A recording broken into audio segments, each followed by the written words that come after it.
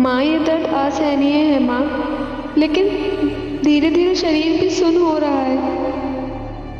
अब तो हलक भी मौन हो रहा है।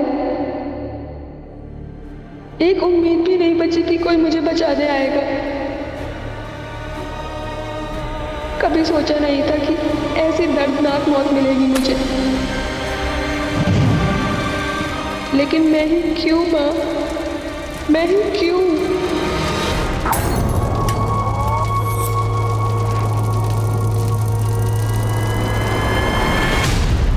एक शरीर राख हो गया, एक मासूम लड़की की जिंदगी मौत की गिरफ्त में समा गई। साल 2020 ने हमें कई नए मंजर दिखाए हैं और न जाने अभी और क्या क्या देखना बाकी है। लेकिन क्राइम अगेंस्ट वुमेन यानी कि औरतों के खिलाफ होने वाले अपराधों के मंजर आज हमारी जिंदगी में आम से हो गए। कहते हैं कि महाभारत का युद्ध इसलिए हुआ क्योंकि एक महिला की गरिमा को ठेस पहुंचाई गई थी। अगर महिलाओं के खिलाफ हिंसा का दौर यूं ही चलता रहा तो आने वाले वक्त में हम कई और महाभारतों के साक्षी बनेंगे। आज का ये केस भी एक महिला के साथ हुई अमानवीय हिंसा से जुड़ा है। यूपी के कानपुर शहर में घटी ये वारदात कैसे एक नेशनल इशू बनकर उभरी, आइए देखते हैं। कहते हैं प्रतिभा की कोई उम्र नहीं होती। इसी बात को कानपुर के आरपी इंजीनियरिंग कॉलेज के 3 विद्यार्थियों ने साबित कर दिखाया है। इन्होंने यूनिक स्पेस इनोवेशन की राष्ट्रीय प्रतिस्पर्धा के लिए एक थ्योरेटिकल मार्स लैंडर बनाया है। अब ये प्रोजेक्ट स्पेस रिसर्च इंस्टीट्यूट तक भी पहुंच गया है और वहां वैज्ञानिकों के साथ मिलकर ये विद्यार्थी रनिंग मॉडल बनाने पर काम करेंगे। रिमी, तुम इस टीम की लीडर हो, कैसा लग रहा है तुम्हें? बहुत प्राउड फील कर रहे हैं। अक्सर छोटे शहरों के बच्चों को अंडर एस्टिमेट किया जाता है। हम उम्मीद करते हैं कि हमारी ये जीत उन सभी बच्चों को प्रेरणा देगी जो छोटे शहरों से आते हैं। मुकुंद, तुम कुछ कहना चाहोगे? मैम, हमें शक था, मतलब हमें यकीन था कि हमें यकीन। मैडम, मुकुंद कहना चाह रहा है कि हम सब ने बहुत मेहनत की इस प्रोजेक्ट को बनाने के लिए और हमारी पूरी उम्मीद है कि हम जल्दी मार्स लैंडर का मॉडल एसआरए के सामने प्रेजेंट करेंगे। मुकुंद, माइक देख के तुम ऐसे नर्वस हो गए थे जैसे तुम्हारे सामने किसी ने बंदूक रख दी हो। हाँ, हंस लो, लेकिन अगली बार देखना, अगर माइक के सामने खड़े रहेंगे ऐसा फर्राटेदार जवाब देंगे ना कि तुम भी देखते रह जाओगे। ओके। हाँ, देख लेना।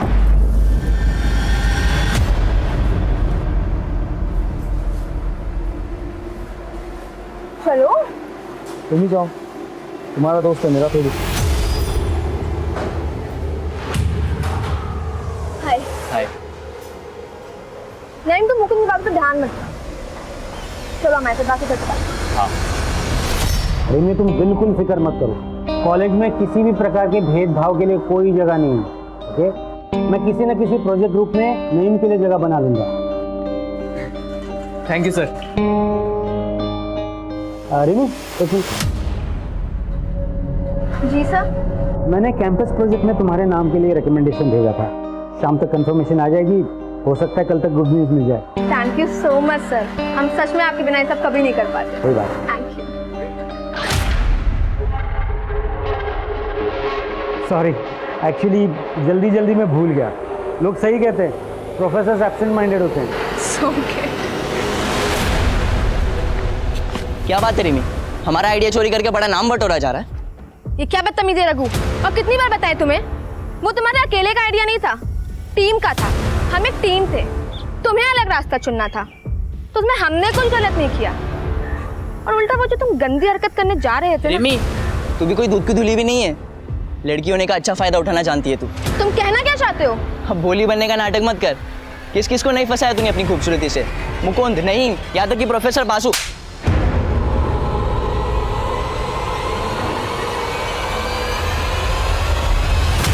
आई नहीं यार अब तक गोविंद। अबे आ जाएगी, सब्र रखो ना थोड़ा। आगे आगे आगे। सही लग रहे हैं? हाँ बिल्कुल, तुम जाओ बात करो। गोविंद का आशीर्वाद है तुम्हारे साथ, आज तुम्हारी सारी गोटियां फिट हो जाएगी। अबे रुको पंकज, गुस्सा देख रहे हो मैडम के नाक पे? आज हमारा क्या, साक्षात गोविंद का भी आशीर्वाद तुम्हारे काम नहीं आएगा।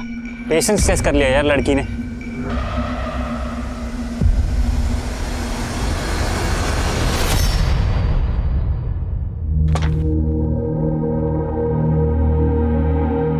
कहाँ जा रही हो डिम्पी दी? घर, और कहाँ?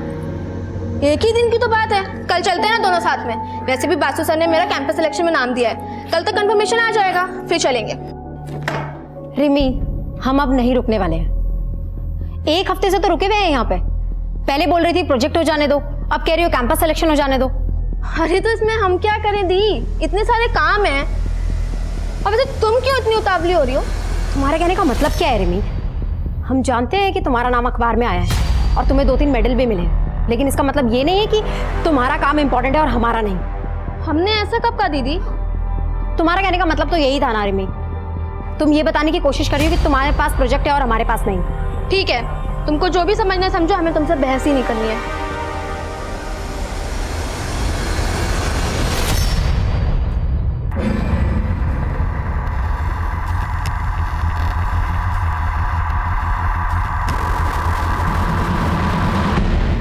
बोला था ना, she will not come. Plan successful. See you at 7:30। Bye.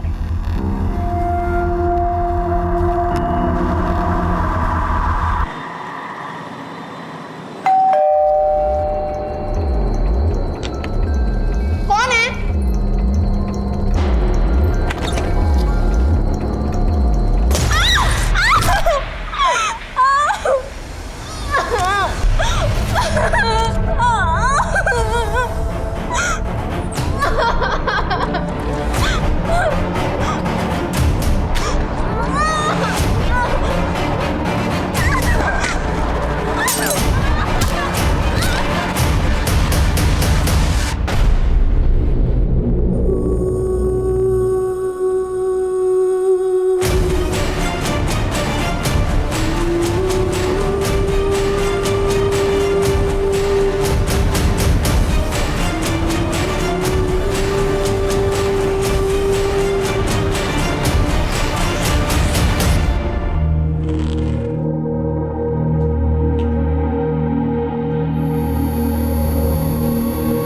ये क्या है? अरे हमने दवाई खा ली है, भूल गई क्या? कल रात को दवाई खाई थी आपने, अभी नहीं खाई है। लीजिए। कल रात को खाई थी? ऐसा? लीजिए।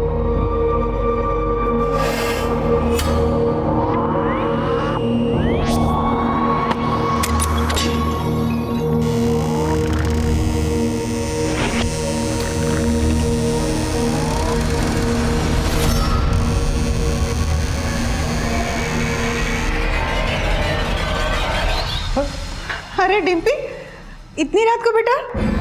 हाँ माँ, बस लेट हो गई थी, लेकिन आप लोग अभी तक सोए नहीं। हम आपको डिस्टर्ब नहीं करना चाहते थे, इसलिए खुद से चाबी खोल के अंदर आ गए। और रिमी कहाँ है? वो उसे कुछ काम था तो वो कल आएगी। अरे तो तुम भी और एक दिन रुक जाती, कल उसी के साथ आ जाती। उसे क्यों अकेला छोड़ दिया? अच्छा आप चिंता मत करिए, हम फोन करके देखते हैं उसको। रिमी रिमी रिमी, इस घर में तो मेरी किसी को कदर ही नहीं, सिर्फ एक ही बेटी है।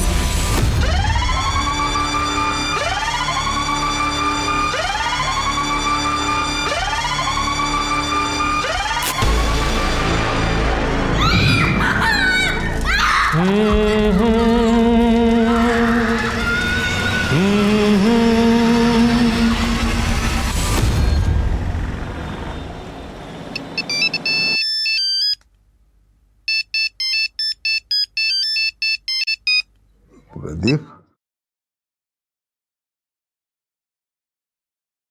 हेलो।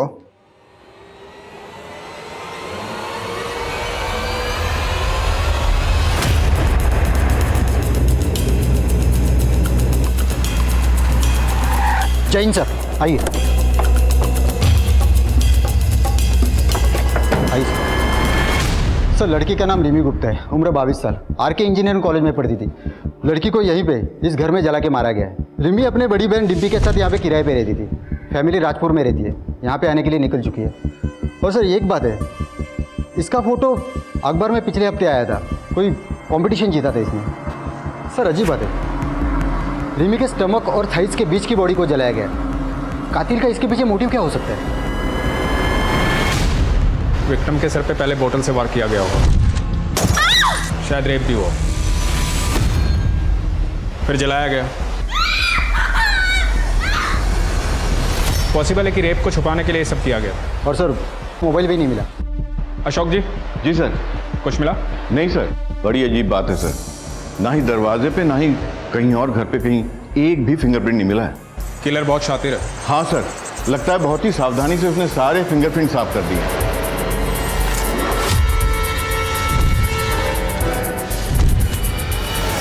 सर, इस घर के मालिक प्रदीप शर्मा ने सबसे पहले बॉडी देखी और उन्होंने हमें इन्फॉर्म किया। आज सुबह जब हम सैर के लिए निकल रहे थे तभी हमने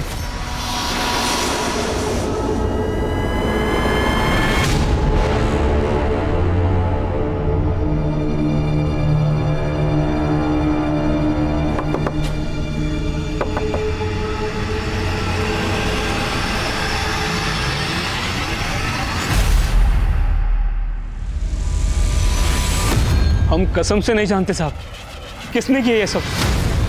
हमारा इसमें कुछ लेना देना नहीं है साहब। घबरा क्यों रहे? घबराता तो गुनहगार है।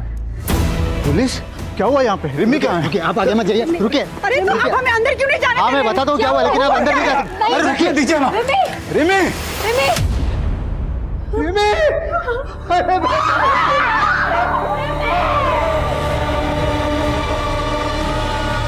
मम्मी, मैं बहुत लकी हूँ जो आप मुझे मिले।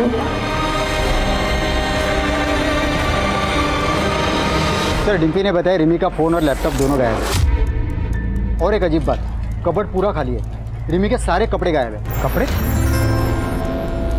लैपटॉप और फोन गायब हो सकता है, पर कपड़े कोई क्यों चुराएगा? सर, पिछले 4 सालों से मेरी दोनों बच्चियां यही कानपुर में रहती है, और न कभी उनके कॉलेज से न मकान मालिक से कोई शिकायत नहीं आई। और हमारी रिमी तो बड़ी होनहार लड़की थी। डिम्पी, तुम रिमी के साथ रहती थी, किसी पे कोई शक, कभी कुछ हुआ हो आजकल या पहले? हाँ सर, 2 लड़के थे, वो कर सकते हैं ऐसा काम। कौन लड़के? पंकज और गोविंद, वो हमारे पीछे पड़े रहते थे। तकरीबन 1 साल पहले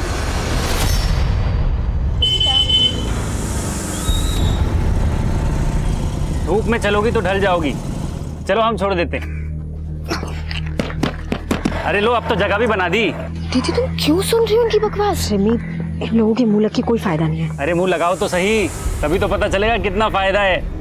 अच्छा, उतारो चप्पल, लगाओ तेरे मुंह, चुपचाप निकल जाओ यहाँ से, वरना अभी पुलिस को कॉल करती हूँ मैं। निकलो। सॉरी मैडम, हम तो डर गए। अच्छा सुनो, प्लान में चेंज है। मीठी वाली को तुम रखो। पक्का रख ले? बिल्कुल रख लो। हम उन लोगों से इतना परेशान हो गए थे कि हमने वो मोहल्ला छोड़ दिया था, और जब हम यहाँ आए तो वो हमारा पीछा करते करते इस मोहल्ले तक आ गए। कहाँ रहते हैं पंकज और गोविंद, जानती हो? हाँ सर।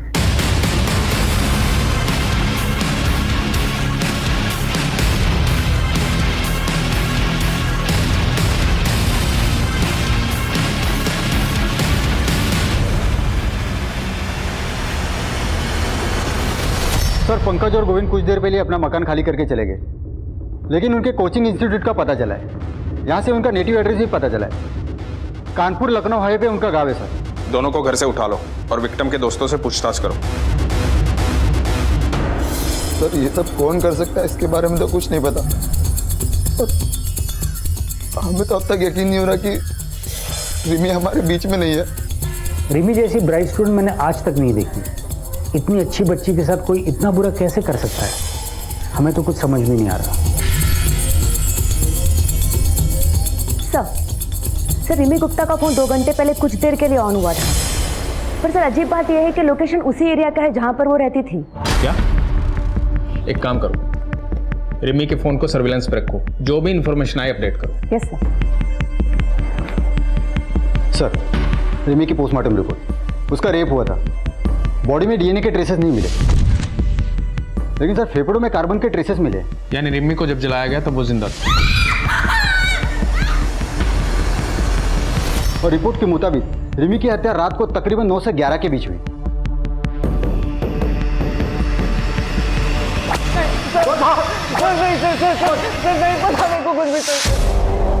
बोलो। सर, मेरा उस लड़की से कोई लेना देना नहीं था, वो तो पंकज ही उसके पीछे पड़ा था। वो शाम को उसके घर पे भी गया था। सर, आप उसी से पूछ लीजिए। आगे एक सवाल का जवाब नहीं देंगे, हमें यहाँ ला के ठीक नहीं किए। नौकरी जाएगी, आपकी और इस हवलदार की भी। चाचा बड़े नेता हैं हमारे। आने दो उनको, वो फटकार मिलेगी, वो फटकार मिलेगी। चाचा और भतीजा नालायक, सच बोल। नहीं तो चाचा यहाँ नहीं, अस्पताल में मिलने आएंगे। हम तुमको बहुत पसंद करते हैं रिमी, आई लव यू। पर हम नहीं करते। इतनी सी बात समझ क्यों नहीं आती तुमको? अब तक हम तुमको जितना परेशान किए ना, उन सबके लिए सॉरी। अगर तुम चाहते हो ना हम तुम्हें सच में माफ कर दें तो हमको स्टॉक करना बंद कर दो बस। चलो जाओ। उसके बाद हम वहाँ से वापस आ गए, हमें नहीं पता फिर वहाँ क्या हुआ। चाचा के भतीजे, बोल तुम दोनों ने मारा उसे, बोल। नहीं साहब, हमें कुछ नहीं पता साहब। ऐसे नहीं बोलने का तुम।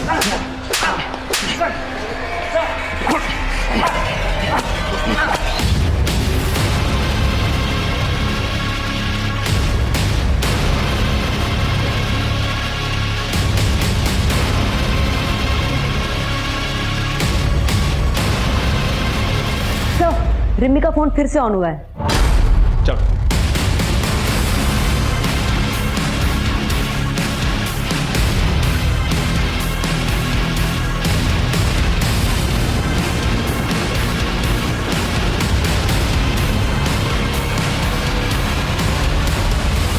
अरे पकड़ो इसे। अरे ये हमारा फोन है, फोन वापस दो। अरे रिमी दीदी का फोन अब हमारा है।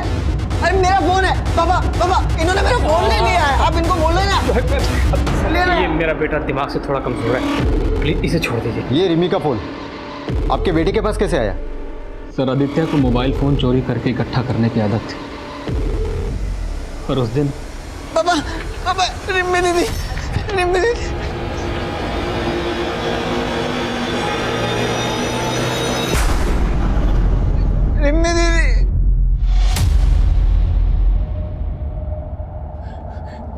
आदित्य बेटा तू घर जा। हाँ तू घर जा, बाहर मत निकलना। घर जा, शाबाश, घर जा।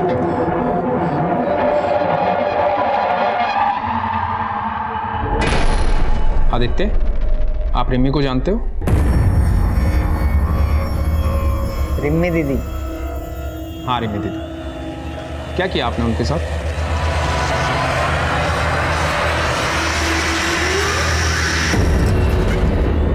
शादी किया, रिमी दीदी के साथ शादी किया। क्या हुआ था उस दिन? किसने जलाया उसे? किसी को देखा था वहां? सब जल गया, सब जला दिया। आदित्य देखो। नहीं, हाथ मत लगा रहा, दूर, हाथ मत लगा रहा। बस कीजिए ना सर, लेकिन ना हमारे बच्चे की तबीयत खराब हो रही है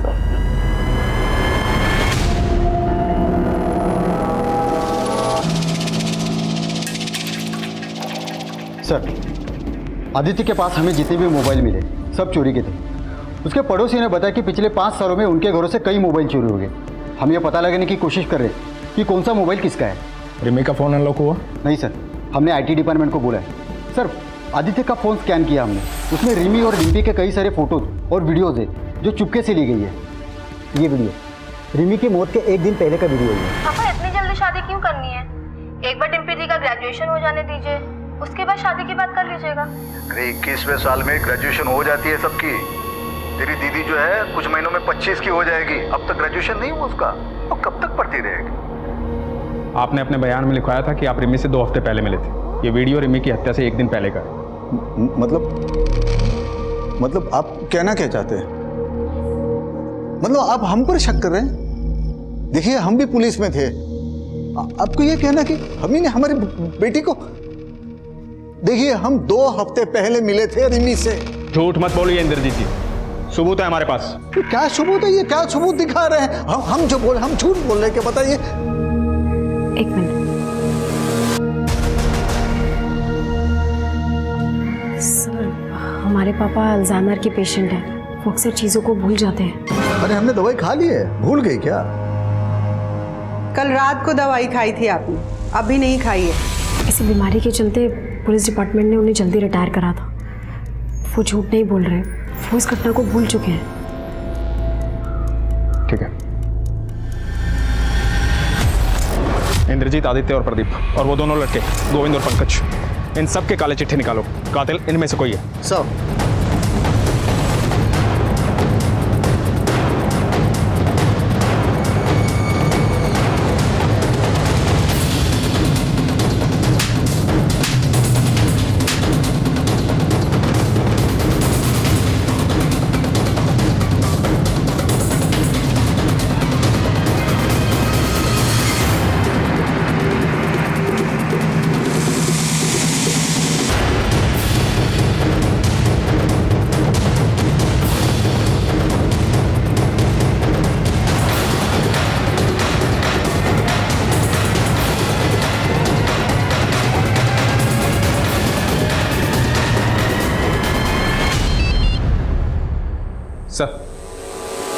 सर हम कोशिश कर रहे हैं सर। क्या हुआ सर? छुट्टी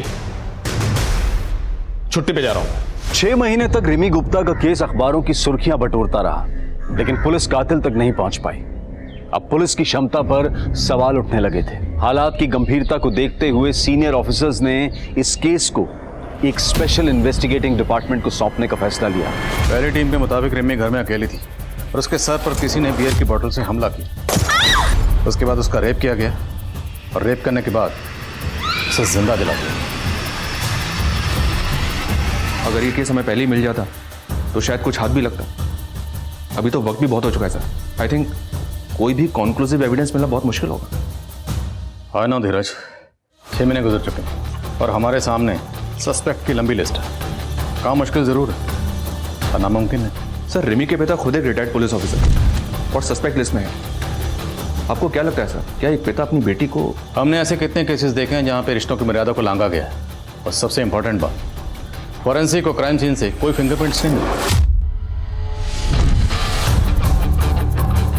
मतलब कातिल जो भी है वो हमारी तहकीकात के तरीकों से अच्छी तरह से वाकिफ है, तो मुमकिन है कातिल पुलिस वाला। और सर दूसरा सस्पेक्ट आदित्य गुप्ता, मकान मालिक प्रदीप का बेटा। और प्रदीप के मुताबिक उसका बेटा आदित्य स्टेबल है। रिमी का फोन आदित्य के पास मिला, राइट सर। और हमारे मेन सस्पेक्ट्स हैं पंकज और गोविंद। हो सकता है सर इन्हीं सस्पेक्ट्स में से कोई कातिल हो। नीरज, इस केस में हमें कई फ्रेंड पर एक साथ काम करना होगा। प्रतिमा सर, रिमी जहां रहती थी तुम उस मोहल्ले में सेटल हो जाओ, बिल्कुल एक नॉर्मल लड़की की तरह। सस्पेक्ट्स के आसपास रहो, हर चीज पे नजर रखो। सब्जी वाला, दूध वाला, आयरन वाला, सबकी कुंडली निकालो। इन शॉर्ट, हनुमान नगर में अगर पत्ता भी हिलता है तो उसकी इन्फॉर्मेशन मुझे चाहिए। Okay sir. नीरज, अपने एक आदमी को रिमी के उन्नाव वाले घर के पास सेटल करो। उसे बोलो वहां से जितनी इन्फॉर्मेशन निकाल सकते हैं निकाले। देखते हैं रिमी के कत्ल के तार कहीं उसके उन्नाव वाले घर से तो नहीं जुड़े। सर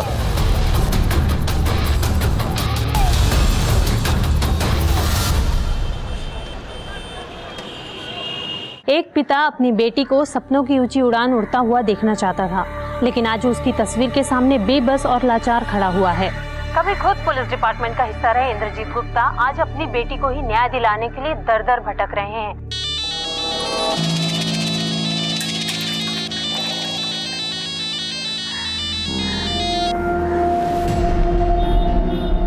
बोला था ना मुझे अभी फोन मत करना, मैं खुद से करूंगी।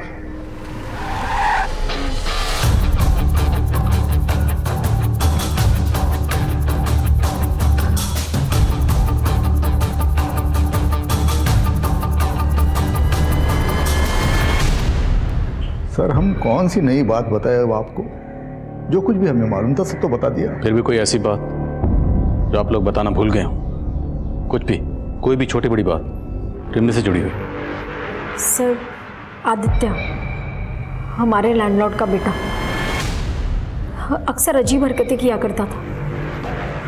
पहले हमने इस बारे में कभी ध्यान से सोचा नहीं, लेकिन अब सोचते हैं तो लगता है कि अब क्या लगता है? ऐसा लगता है कि रिमी के लिए उसके अंदर एक जुनून और एक दीवानापन था। अरे डिम्पी, तू कब आई कॉलेज से? रिमी कहाँ है? ये लोग कौन? हमारे पापा अल्जाइमर के पेशेंट हैं, वो अक्सर चीज़ों को भूल जाते हैं।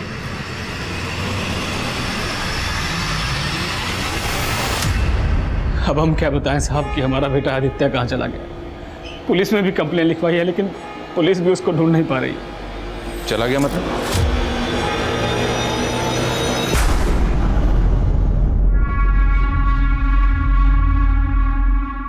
आदित्य बेटा, यहाँ कहाँ बैठा है? अरे मैं तुझे पागलों की तरह कहाँ ढूंढ रहा हूँ।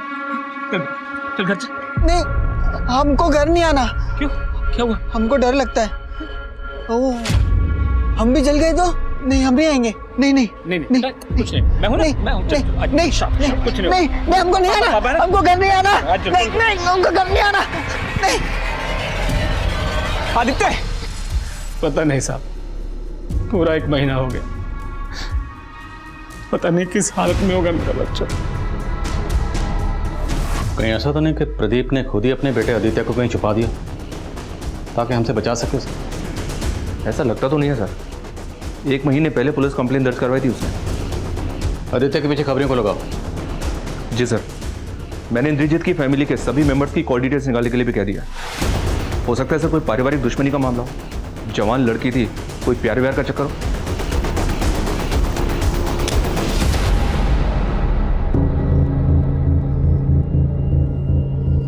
रिमी का कत्ल हनुमान नगर में हुआ, जहां पर वो किराए पर रहती थी। उस वक्त उसके पेरेंट्स उन्नाव में थे। रिमी एक कॉलेज स्टूडेंट थी, और आजकल के बच्चे अपनी पर्सनल बातें अपने फैमिली मेम्बर्स की बजाय अपने फ्रेंड से ज़्यादा शेयर करते हैं। लेकिन पिछली टीम ने ना तो रिमी के किसी दोस्त के बारे में, ना टीचर के बारे में, और ना ही कॉलेज के बारे में कोई इन्फॉर्मेशन नहीं दी। और मुझे लगता है कि तहकीकात का सबसे बड़ा लूप होल यही है।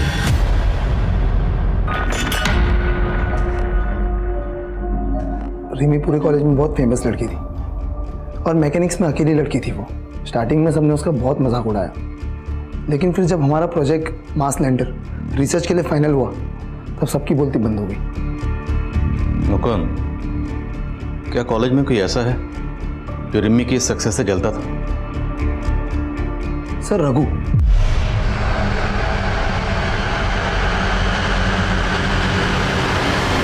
रघु रिमी से बहुत नाराज था। पहले वो भी हमारी टीम में था। मुकुंद, रघु हमें धोखा दे रहा है। उसने प्रोजेक्ट सबमिट भी कर दिया, लेकिन हमारा नाम ही नहीं दिया है। What? हाँ सर, हमने तुरंत एचओडी को कंप्लेंट कर दी। फिर उसके बाद हमारे मेल्स और रिसर्च दिखाए उनको। टीचर्स ने तो हमारे ग्रुप से निकाला और फिर सस्पेंड कर दिया। सर, रघु काफ़ी गुस्से लड़का है। जब हमारी टीम को फर्स्ट प्राइज मिला, वो भौंकला गया, और उसने रिमी को धमकी भी दी। इसका बदला हम जरूर लेंगे। बहुत जले, अब तुमको भी जलाएंगे। पहले तुम्हारे गुरूर को तोड़ेंगे और फिर तुम्हें। तो ये बात तुमने पुलिस को क्यों नहीं बताई? सर, वो रिमी की डेथ की वजह से हम लोग बहुत शौक में थे सर। रहता कहाँ है रघु? माना कि हम रिमी से गुस्सा थे, हमने उसे धमकाया भी था, लेकिन हमारा यकीन कीजिए सर, हमने रिमी को नहीं मारा। सिर्फ धमकाया? हम भी तड़पे हैं, अब तुमको भी तड़पाएंगे। नहीं सर, हमने रिमी को नहीं मारा है सर। सर, हमारा यकीन कीजिए सर, हमने रिमी को नहीं मारा है। नहीं मारा है सर हमने। एक इन्फॉर्मेशन मिली है सर, ये रिमी की बड़ी बहन डिम्पी कुछ तो गड़बड़ कर रही है। सुना है सर कि इन दोनों बहनों के बीच काफ़ी अनबन रहती थी। मोहल्ले वालों ने बताया कि जिस रात रिमी का मर्डर हुआ था, उस रात ये रिमी के घर को छोड़कर अपने घर चली आई थी, और इसको छोड़ने के लिए कोई लड़का आया था। डिम्पी को छोड़ने को लड़का आया था? ये खबर पक्की है? जी हाँ सर, मैंने 2-3 पड़ोसी से कंफर्म किया है। उनका कहना है कि उन्होंने खुद अपनी आंखों से देखा था।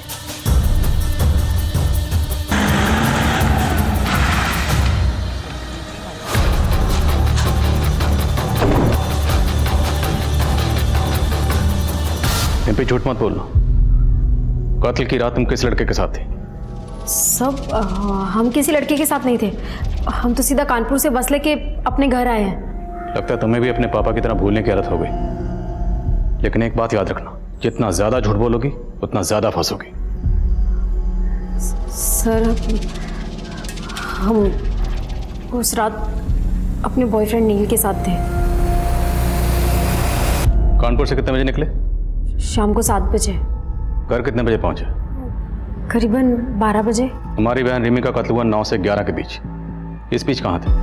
वो नील का जन्मदिन था, हम उसी के साथ थे। सर उस रात हमारा जन्मदिन था, तो मैंने और डिम्पी ने डिसाइड किया कि हम दोनों मेरे घर पर कुछ टाइम स्पेंड करेंगे और उसके बाद मैं अपनी गाड़ी से डिम्पी को उसके घर उन्नाव छोड़ दूंगा। इस नील के कॉल रिकॉर्ड्स निकलो, देखते हैं इसकी बात में कितनी सच्चाई है। सर क्या आपको लगता है कि रिमी की मौत की जिम्मेदार उसकी बहन डिम्पी है? खून के रिश्ते कितने भी गहरे क्यों ना हो, लेकिन नफरत और जलन किया किसी भी रिश्ते को जलाकर खाक कर देती। निप्पी ने हमारे सामने आदित्य का नाम दिया। हो सकता है उसने खुद से और अपने बॉयफ्रेंड नील से ध्यान हटाने के लिए किया। तो रिमी की मौत की वजह डिम्पी की जलन, बात कुछ और है। पंकज और गोविंद पिछली टीम के ये प्राइम सस्पेक्ट थे, लेकिन इन दोनों का नाम भी डिम्पी ने लिया था। उठाओ इन दोनों। तुम्हारी वजह से हमें यहाँ बार बार लाया जा रहा है। हमें भी पता है तुम हमें दोस्त दोस्त बोल कर ना हमारे आगे पीछे काहे घूमते हो, समझे? अब ज्यादा जबान चलाई ना तो उखाड़ के जेब में डाल देंगे। क्या बोले बे? क्या करोगे बे? अबे एक तो गलती तुम करो, सदा हम भुगते हैं। हाँ सब तुम्हारी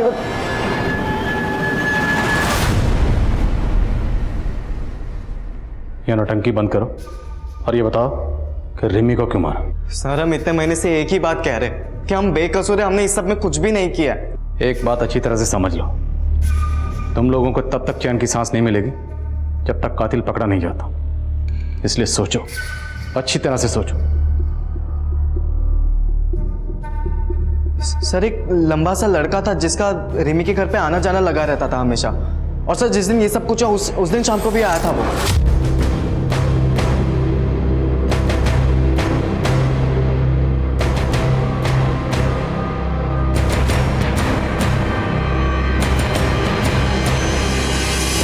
कौन था वो लड़का? सर हमें पता नहीं, लेकिन हमने ये बात पहले भी पुलिस को बताई थी, लेकिन किसी ने हमारी बात ही नहीं सुनी। स्केच बनवा सकते हो उसका? नहीं सर, मैं उसकी स्केच नहीं बनवा सकता। मैं उससे काफ़ी दूरी पे खड़ा था और उसका पीठ था मेरी तरफ, लेकिन सर वो लंबा था और उसके पास एक AKS ब्रांड की बाइक थी।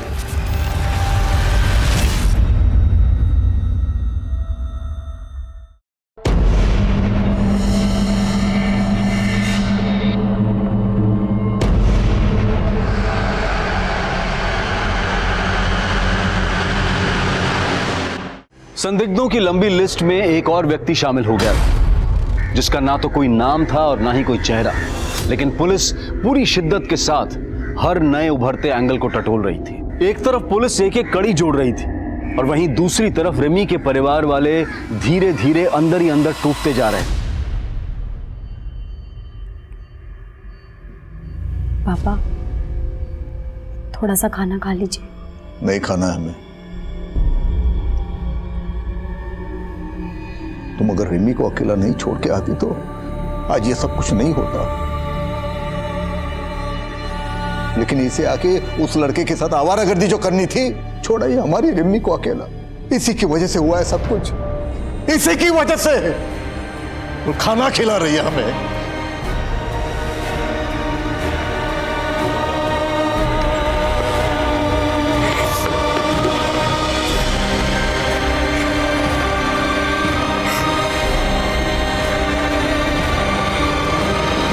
डम डेटा से कंफर्म हो गया, रिमी का जिस रात को कत्ल हुआ उसी रात रिमी के मोहल्ले में नईम सरफराज नाम के लड़के का फोन एक्टिव था। नईम सरफराज ये रिमी का दोस्त है ना? हाँ सर, हम उस शाम रिमी के घर गए थे, उसे कॉन्ग्रेचुलेशन कहने। उसका कैंपस सिलेक्शन जो हो गया था। रिमी के तो और भी बहुत दोस्त थे, तो सिर्फ तू ही क्यों गया? सर हम और रिमी एक दूसरे से बहुत प्यार करते थे। नईम, क्या हुआ? मिठाई लाए हो? क्या बात है? किसी मिठाई की शॉप में पार्ट टाइम जॉब कर ली है? बताते हैं, पहले अंदर तो आने दो। अरे अब बताओ भी। सबसे पहले तो ये मुंह मीठा करो। तो केविन, बात ये है जो हमारी मोहतरमा है मिस रिमी गुप्ता, उनका कैंपस सिलेक्शन हो गया है, वो भी एक मल्टीनेशनल कार मैन्युफैक्चरिंग कंपनी में। क्या? Oh my God, I'm so happy.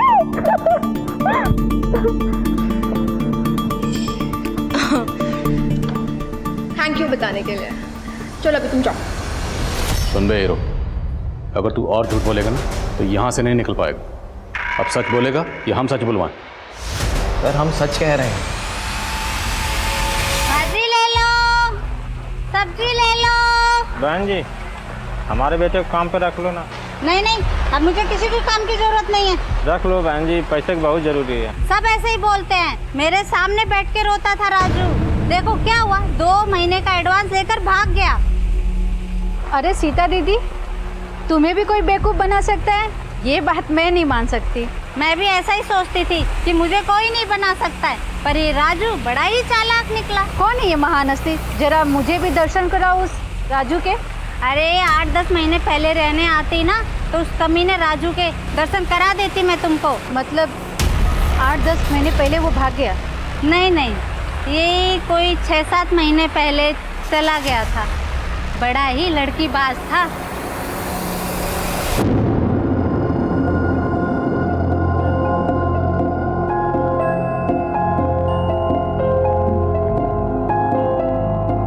ए राजू, कहाँ जा रहा है? काम नहीं करना?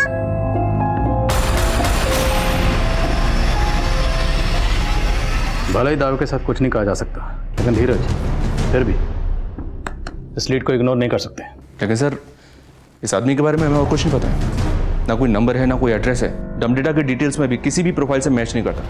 मोहल्ले के सब्जी वाले के अलावा किसी ने इसके बारे में कुछ नहीं बताया। प्रतिमा, तुम श्योर हो वो सब्जी वाली सच बोल रही है? सर, इतने नामों को हमने टटोला, इस आदमी को भी टटोल कर देख लेते हैं।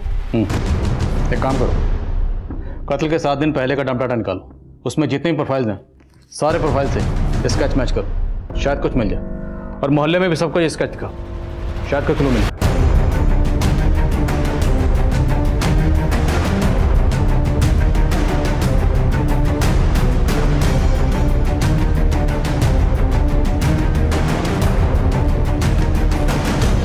सर, राजू से मिलता जुलता एक आदमी मुंबई के सीसीटीवी में चोरी करता हुआ कैप्चर हुआ है। मुंबई पुलिस ने इसके साथी को तो पकड़ा, पर यह भाग गया। मुमकिन है यही शख्स रिमी का कातिल हो। हमें मुंबई चलना होगा। ये उस चोरी का सीसीटीवी फुटेज बहुत ही ग्रेनी है, पर शायद आपके काम आ जाए। और एक बात, आप जिसे राजू कह रहे हैं उसका असली नाम योगेंद्र है। उसी का साथी गौतम ने हमें खुद बताया। हम गोरखपुर के रहने वाले हैं साहब, और योगेंद्र हमसे कुछ महीनों पहले कानपुर के स्टेशन पे मिला था। और योगेंद्र बालीपुरवा देवरिया का रहने वाला है, और उसी के आसपास हमारा गांव भी पड़ता है, तो इसी बात पे दोस्ती हो गई। और योगेंद्र ही हमको मुंबई लाया था, चोरी का प्लान बनाया था। खुद तो पूरा माल लेके फरार हो गया और हम फंस गए यहाँ। बालीपुरवा में कहाँ रहता है? एड्रेस मालूम है उसका? नहीं साहब, ना हमने कभी पूछा और ना कभी उसने बताया। सर, यहाँ बालीपुरा में पता किया तो पता चला कि स्केच में मिले हुए आदमी का नाम व्यास साहू है, लेकिन इसने 3 साल पहले इस गांव को छोड़ दिया था। इसकी स्टोरी काफ़ी इंटरेस्टिंग है सर। कहते हैं व्यास एक नाजायज़ औलाद है, और इसी वजह से इसका बाप इसकी माँ को बहुत पीटता था। व्यास ने बचपन में ही अपराध की दुनिया में कदम रख दिया था। लेकिन सर, व्यास की माँ मालती का कहना है कि वो पिछले कई सालों से इसके टच में नहीं है। व्यास की माँ मालती का कॉल रिकॉर्ड्स निकलो और उसका फ़ोन सर्विलेंस पे डालो। हो सकता है वो हमसे झूठ बोल रही है। Okay sir.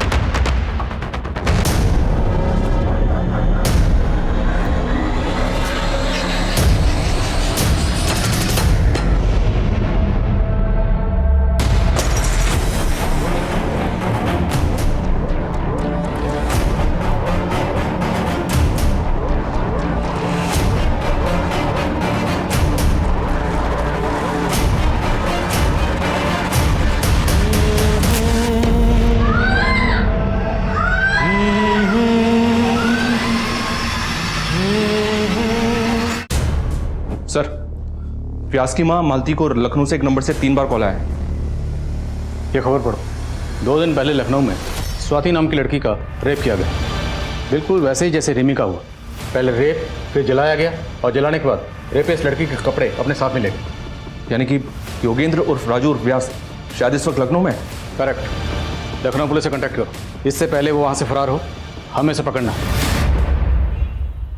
सर, जिस नंबर से व्यास की माँ को कॉल आ रहे थे वो आपके एरिया में ही एक्टिव है। व्यास साहू आपके आसपास ही है।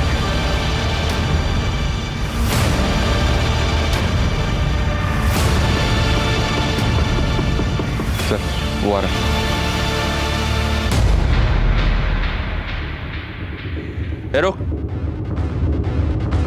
इधर आ। अरे आना।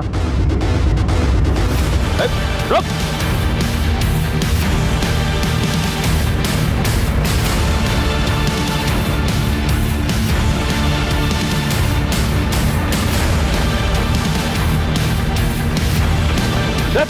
उधर।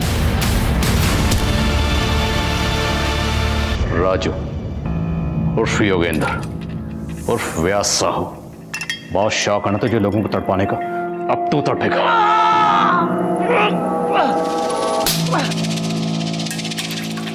क्या बिगाड़ा था उन लड़के ने तेरा? क्यों मारा उन्हें? पता नहीं साहब, हमको मजा आता था। हम सोचे कि सब लोग अपने मन का करते हैं तो हम भी करेंगे, इसीलिए किया सब। रिमी, उसे क्यों मारा और कैसे मारा? वो पसंद आ गई थी साहब हमको। एक दिन हम उस लड़की के घर के बाहर खड़े थे, हमने देखा कि उसकी बहन सामान लेके बाहर जा रही थी।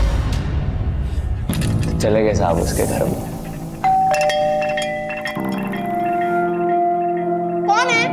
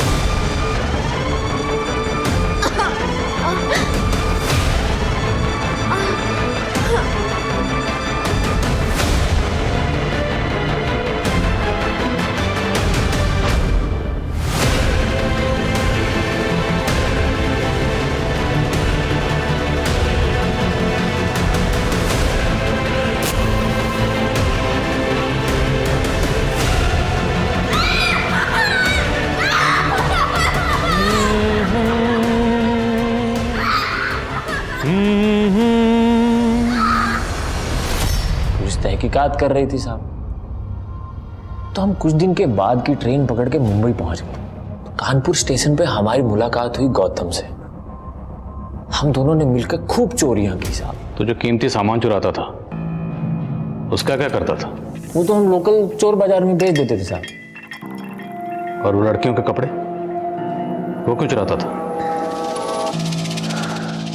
खुशबू आती थी साहब, हमारे शिकार की खुशबू। लड़कियों के कपड़े ओढ़ के सोने का मजा ही अलग है साहब। अब तुझे मजे हम दिलाएं।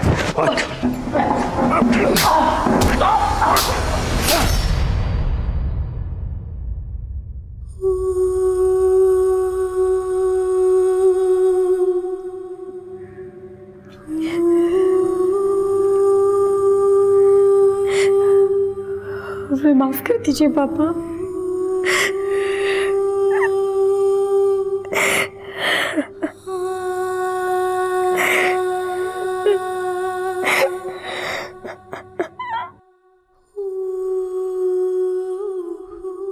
व्यास से आगे पूछताछ करने पर पुलिस को कई चौंका देने वाली जानकारियां मिली।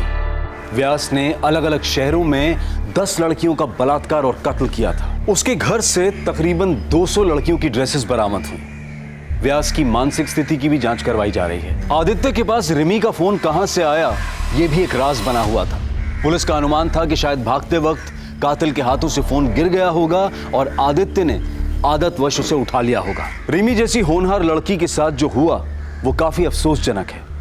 एक समाज की प्रगति काफी हद तक इस बात पर निर्भर करती है कि उस समाज की महिलाएं कितनी सुरक्षित हैं, और महिलाओं को एक महफूज माहौल मुहैया कराना समाज का दायित्व है। अगर आज के दौर की बात करें तो CCTV cameras, alert security staff और डे नाइट पेट्रोलिंग, ये सभी चीजें क्राइम अगेंस्ट वुमेन पर काबू पाने के लिए बहुत ही असरदार साबित हो सकती हैं। हर राज्य, हर जिले, हर गांव, हर शहर की पुलिस को इन मुद्दों पर ध्यान देना चाहिए ताकि हमारे देश की महिलाएं डर और दहशत के माहौल से परे आत्मविश्वास की जिंदगी जी पाएं। अब मैं अनूप सोनी आपसे विदा लेता हूं। फिर मुलाकात होगी क्राइम पेट्रोल सतर्क में एक और नए केस के साथ। तब तक अपना और अपने परिवार का ख्याल रखें, सतर्क रहें, सुरक्षित रहें और देखते रहें क्राइम पेट्रोल सतर्क। जय हिंद।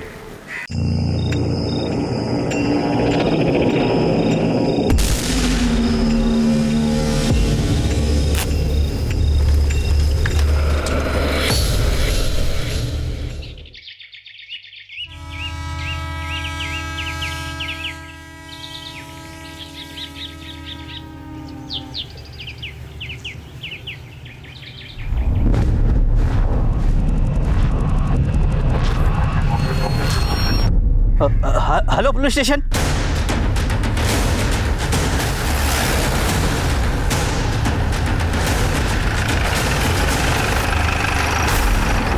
साहब मैंने आपको फोन किया था, 2 नंबर के लिए जा रहा था तो ये देखा। यहाँ आसपास किसी की मौत हुई है क्या? नहीं साहब। ये दहसंस का यही होता है? नहीं साहब, दहसंस का यहाँ नहीं होता, यमुना नदी के पास होता है। निशा, ये 100% क्राइम छुपाने की कोशिश की गई है। तो देख के लगता है कि जलाए हुए ज़्यादा वक्त नहीं हुआ। और एक नहीं, यहाँ 2 बॉडीज को जलाया गया। देखो सर, कोई 2 बॉडीज को एक चिता पे क्यों जलाएगा? क्योंकि यहाँ चिता नहीं, 2 बॉडीज को डिस्पोज करने की कोशिश की गई है। सर मोबाइल फोन पूरी तरह जल चुका है। एक काम करो बेटा, मोबाइल फोन को फोरेंसिक के लिए भेजो। देखो कुछ डेटा रिकवर होता है क्या? सर। हाँ, इन हड्डियों का डीएनए प्रोफाइलिंग करवाओ। और एक चीज़ और पता करो, इन 2 लाशों को जलाने के लिए लकड़ियाँ कहीं से तो लाई गई होंगी या खरीदी गई होंगी। पता करो कहाँ से। जी सर, और आसपास के पुलिस स्टेशन में पता करता हूँ कोई मिसिंग कंप्लेंट्स है क्या। उन मिसिंग केसेस के फैमिली मेंबर के डीएनए से इनका डीएनए मैच करके देखो, शायद इनकी पहचान हो सके। सर।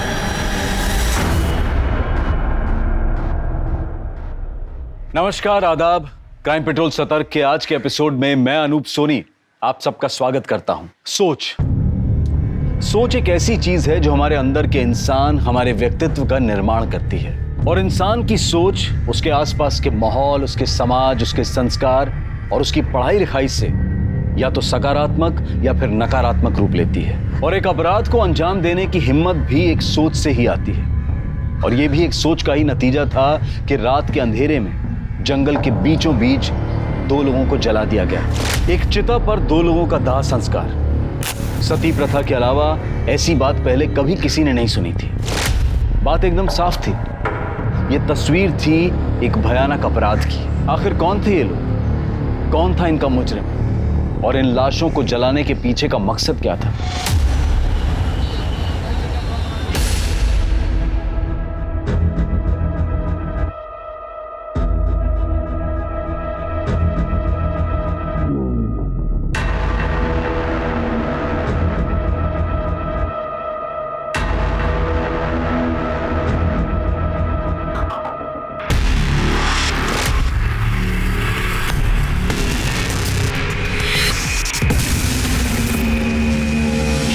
सर, ये मेरी बेटी प्रियंका कल रात से घर से गायब है, अब तक नहीं लौटी। आपका नाम? मैं सुरेंद्र सिंह, ये मेरी पत्नी है प्रतिभा। जी, मैं प्रियंका का मामा सुरेश। क्या लगता है आप लोगों को कहाँ जा सकती है आपकी बेटी? सर, प्रियंका खुद से कहीं नहीं गई है सर। मतलब? देखिए, जो भी बात है साफ साफ बताइए, क्या कहना चाहते हैं? जीजा जी, दीदी आप लोग बताते क्यों नहीं है कि आपके चेहरे पे ये चोट, ये निशान कैसे आया है? देखिए, डरने की कोई बात नहीं, साफ साफ बताइए बात क्या है। सर, ये लोग डर रहे हैं, अपनी बदनामी से डर रहे हैं। दरअसल प्रियंका को किडनैप किया गया है सर। किडनैप किया गया है? जब तक आप हमें डिटेल में नहीं बताएंगे हम आगे कैसे बढ़ेंगे? दीदी, जीजा जी आप लोग बताइए ना, आखिर आप लोग के सामने ही तो उसे किडनैप किया गया था ना। सर, कल शाम हम दोनों घर पे चाय पीते हुए बैठे थे, तब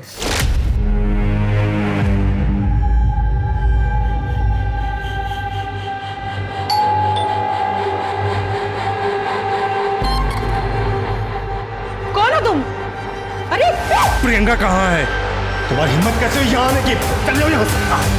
प्रियंका, उसकी शादी होने वाली है। मुझे पता है तुम प्रवीण हो, छोड़ दो उसे। इस जन्म में तो क्या, अगले 10 जन्म तक वो मेरी है। रवि, बाबा, उठ, उठ, उठ। बाबा सही कहते थे, तुम बिल्कुल मेरे लायक नहीं हो। निकल जाओ मेरे घर से। मैं अभी पुलिस को फोन।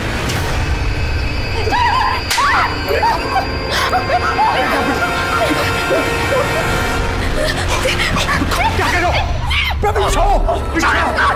प्रवीण छोड़ो! प्रवीण छोड़ो! प्रियंका! प्रियंका!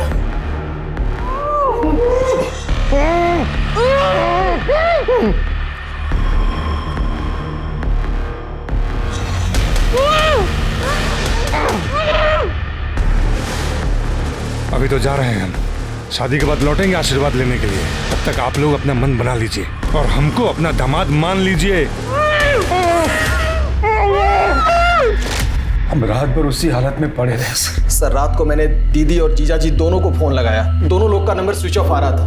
प्रियंका को फोन किया, उसका भी नंबर स्विच ऑफ आ रहा था। मैं सुबह सुबह जल्दी जल्दी घर गया तो मैंने देखा कि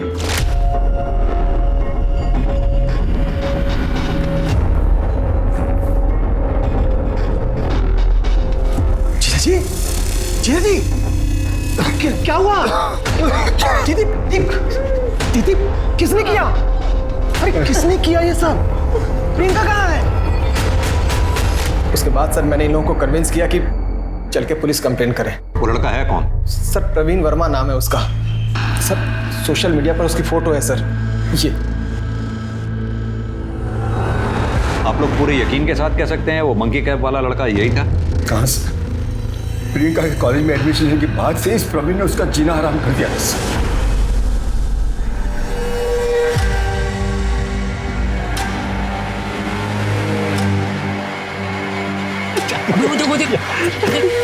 एडमिशन है, चल इसकी रैगिंग लेते।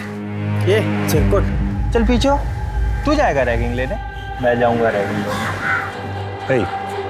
ये रैगिंग लेने लायक नहीं है।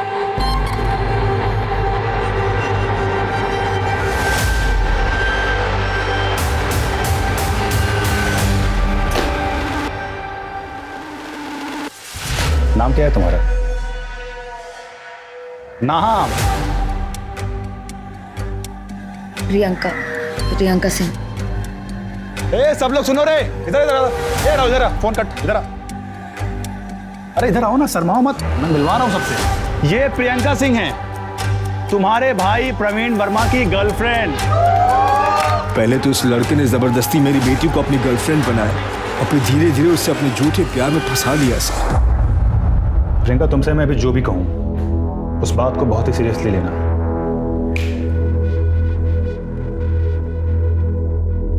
देखो, जब तुम्हें मैंने पहली बार देखा था ना, तभी मुझे तुमसे प्यार हो गया था।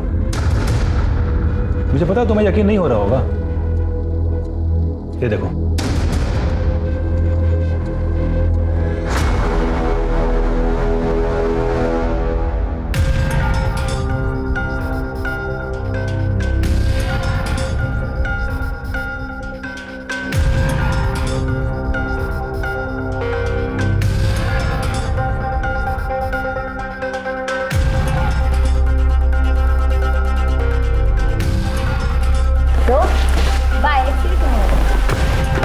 प्रियंका,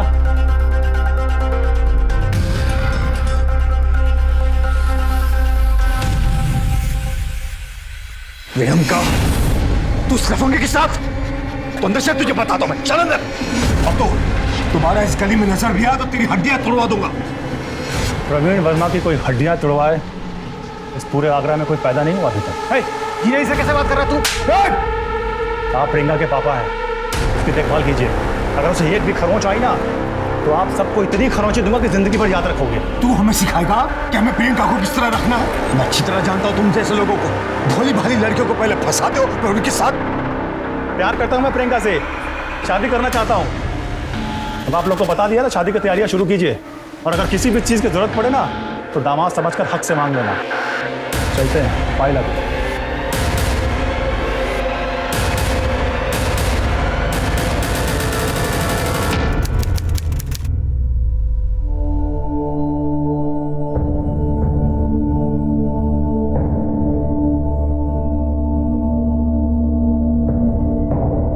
तुम्हें क्या क्या लगता है बेटा, हम तुम्हारे दुश्मन हैं? पूछ लो अपनी माँ और मामा से बेटा। अगर इस दुनिया में हमें किसी की सबसे ज्यादा फिक्र है तो वो तुम्हारी है। अगर आपको मेरी इतनी फिक्र है तो मेरी शादी प्रवीण से करवा दो। कैसे करवा दो प्रियंका? वो लड़का तुम्हारे लिए ठीक नहीं है। और तुम्हें क्या लगता है मैंने उसके बारे में पता नहीं किया? तुम चलो मेरे साथ, तुम्हें भी उस बदमाश प्रवीण की सच्चाई पता चल जाएगी। आओ मेरे साथ, चलो अभी बता दो। चलो, इसे पहचानती हो ना? हाँ, ये तो मेरी कॉलेज का है, सुधीर। सुधीर, जो कुछ तुमने मुझे प्रवीण के बारे में बताया था, इसे बताओ। अंकल, मैं बता तो दूंगा लेकिन मेरा नाम नहीं आने से। नहीं आएगा बेटा, डरो मत, बताओ इसे। प्रियंका, प्रवीण बहुत गंदा लड़का है, उसका 3-4 लड़कियों के साथ हमेशा अफेयर रहता है। नहीं मान रही हो तुम? सुधीर, इसे वो फोटो बताओ जो तुमने मुझे दिखाई थी।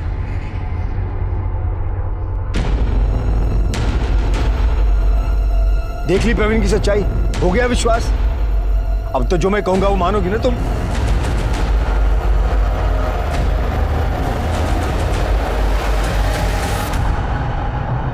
कृष्णा, बैठे रहो, वो खोलो। देखो भाई, एंगेजमेंट तो हमें बहुत जल्दबाजी में करनी पड़ी, तैयारी करने का, सजावट करने का मौका ही नहीं मिला। पर तुम लोग की शादी हम लोग धूमधाम से करेंगे। बिल्कुल कृष्ण बेटा, शादी की सारी जिम्मेदारी हमारी। एक काम करो ना, आज से ठीक 1 हफ्ते बाद अपने परिवार और दोस्तों को लेकर अग्रसेन हॉल्स ठीक 8 बजे पहुंच जाना, ठीक है? जी। प्रियंका के एंगेजमेंट के बाद हम सब बहुत रिलैक्स थे सर। हमने तो शादी की तैयारियां भी शुरू कर दी थी, लेकिन 3 दिन बाद ही वो बदमाश प्रवीण मेरी बेटी को किडनैप करके चला गया। आप लोगों ने प्रवीण के घर पे चेक किया? हमें उसका घर नहीं मालूम सर। कोई कांटेक्ट नंबर, कोई मोबाइल नंबर कुछ तो होगा आप लोगों के पास? नहीं पता सर। मैंने उसके दोस्त लोकेश और सतीश से भी पूछा, उन्होंने कहा कि प्रवीण ने घर बदल दिया है और उसका फोन भी बंद मिल रहा है। आप एक काम कीजिए, अपनी सारी डिटेल्स प्रियंका के बारे में और अपने बारे में इन्हें दे दीजिए। और हाँ, अगर किडनैपर का कोई कॉल आता है तो हमें तुरंत बताइएगा। प्रियंका को हम जल्द से जल्द ढूंढने की कोशिश करेंगे। Thank you sir. सबसे पहले इस प्रवीण वर्मा के बारे में पता करो। प्रवीण वर्मा, प्रियंका सिंह, दोनों की फोटोग्राफ हाईवे पुलिस और आसपास के पुलिस स्टेशन में सर्कुलेट करा दो और अपने खबरी नेटवर्क को भी एक्टिवेट करो। सर, मुझे लगता है कि ये प्रवीण वर्मा अपने घर में ही छुपा हो। तो इसका घर का पता कॉलेज में जरूर होगा। ये कॉलेज स्टूडेंट यूनियन का प्रेसिडेंट है। जितनी जल्दी हो सके उसे वहाँ से अरेस्ट करो। मिश्रा, इससे पहले कि ये केस मीडिया के हाथ लगे, हमें जल्द से जल्द इसे सॉल्व करना होगा। सर,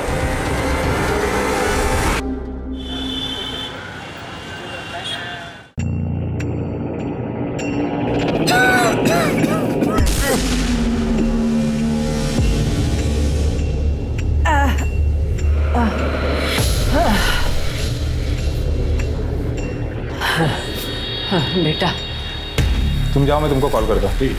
जरा सुनिए बाबू, खाली हो गए। माँ जी, वो तो कब का चले गए? चले गए? हाँ। मैं पिछले 3 घंटे से यहाँ बैठी हूँ। कब चले गए, कहाँ चले गए? कहाँ गए हो तो मुझे नहीं मालूम। आप ऐसा कीजिए, कल आ जाइए। मैं सब समझती हूँ, तुम सब मुझे जानकर परेशान कर रहे हो ना। मैं पिछले 3 दिन से रोज यहाँ आके बैठती, लेकिन कोई मुझे मेरे बेटे राजकुमार के बारे में कुछ बताता क्यों नहीं? माँ जी, आपके बेटे के बारे में कोई नहीं बता सकता, वो सुनील ही जानता है। एक काम कीजिए, सुनील 10 बजे आ रहा है, आप 10 बजे के पहले आ जाइए, डायरेक्टली उनसे मिल लीजिए। मैं ना मिलूंगी, ना बात करूंगी, ना कुछ पूछूंगी। मैं पुलिस स्टेशन जाऊंगी, मैं किसी को नहीं छोड़ूंगी। पुलिस को सब बताऊंगी, किसी को नहीं छोड़ूंगी।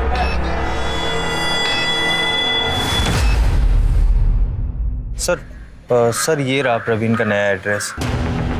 एक बात बताओ, ये प्रवीण प्रियंका को किडनैप कर सकता है? बिल्कुल कर सकता है सर। वो प्रियंका को पाने के लिए कुछ भी कर सकता है। वो प्रियंका से बहुत प्यार करता है सर।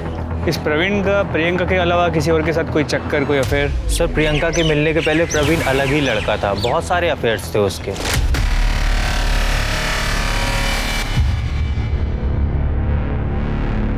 सर, जब से प्रियंका उसकी लाइफ में आई थी ना, तब से प्रवीण बस प्रियंका प्रियंका प्रियंका ही करता रहता था सर। और हाँ सर, प्रवीण अपने पापा से परेशान था। उसका और प्रियंका का मिलना जुलना उसके पापा को पसंद नहीं था। कड़वा होता है। अरे शक्कर मिला इसमें? कुछ नहीं होता। एक बार में हाँ। हमारे ग्रुप में शामिल हो गई है अब। बहुत गाइस डांस करते हैं। हाँ, म्यूजिक एक मिनट मैं लगाता हूँ। आजा स्पीकर रखा था नहीं, यहाँ पे कहाँ गया? हाँ, थोड़ा रोमांटिक।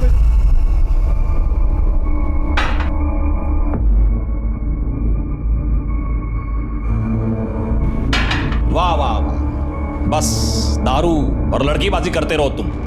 और लड़की तुम्हें शर्म नहीं आती है? अपना घर परिवार छोड़ के ये 3 जवान लड़कों के साथ तुम दारू पी रही हो? तुम्हारे घर वाले कुछ पूछते नहीं है तुम्हें? पापा प्लीज, ये प्रियंका है हमारी दोस्त, और हम दोनों बहुत जल्द शादी करने वाले हैं। शादी? अगर इसके अच्छे लक्षण होते ना तो तुम्हें सही रास्ते पर लाती, खुद एंट्रेंस एग्जाम देती और तुम्हारे लिए प्रेरणा बनती। नालायक।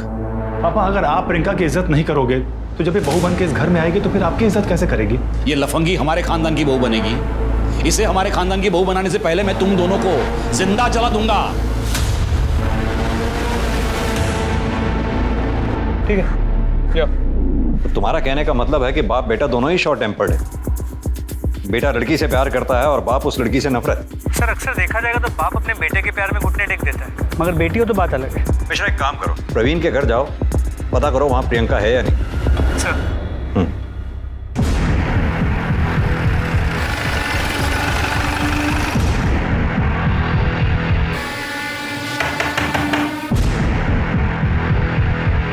प्रवीण वर्मा?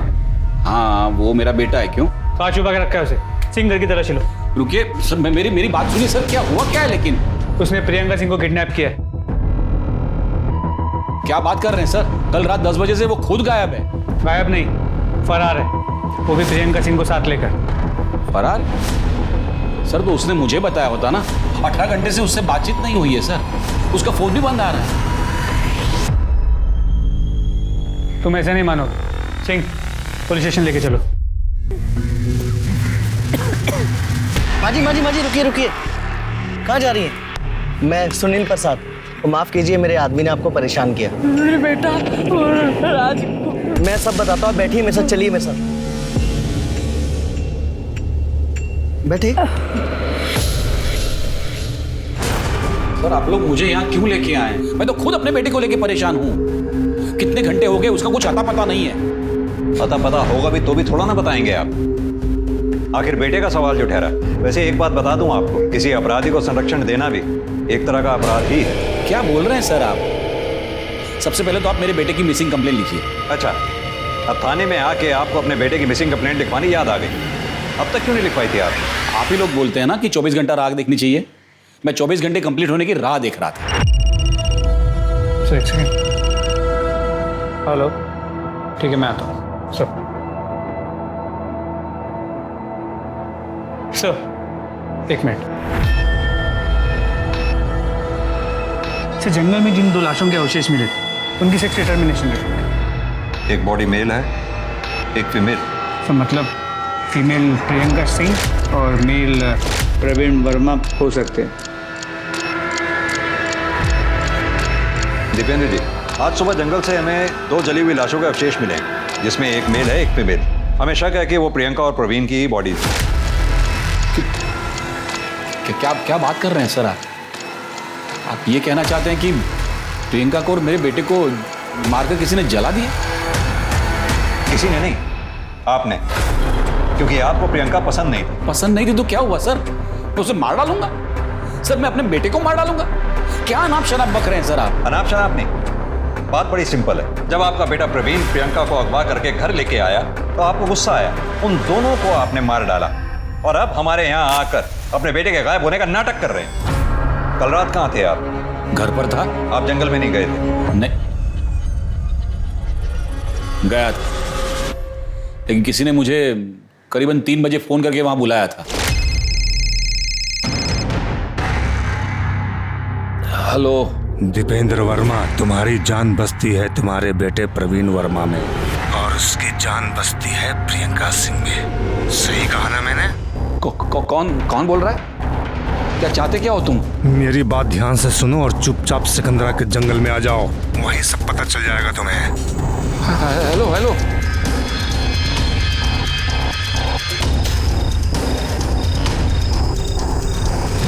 मैं 4:30 बजे तक वहां था। मुझे लगा प्रियंका के साथ वहां मुझे प्रवीण भी मिलेगा, लेकिन प्रियंका प्रवीण तो क्या, वहां कोई इंसान भी नहीं दिखा मुझे। फिर तो आपको वहां कोई जलती हुई चिता भी नजर नहीं आई होगी। चिता? हाँ, दूर कुछ जल तो रहा था। मतलब सर, आप ये कह रहे हैं कि मेरे बेटे को उस चिता में किसी ने जला दिया? सर मेरी तो कुछ समझ में नहीं आ रहा है। लेकिन हमारी समझ में सब आ रहा है, क्योंकि आपको लगा कि पुलिस आपके मोबाइल के लोकेशन रिकॉर्ड्स निकलवाएगी, आपकी पोल खुल जाएगी, इसलिए आप हमारे सामने खड़े होकर ये फोन का नाटक कर रहे हैं। नहीं सर, मैं झूठ नहीं बोल रहा हूँ सर। ये आप मेरे मोबाइल में कॉल लॉग में देख लीजिए, नंबर, ड्यूरेशन, टाइम सब होगा इसमें। मिश्रा, इस नंबर की डिटेल निकलवाओ। सर मैं कहता रहा मेरे बेटे को कि दूर रहे।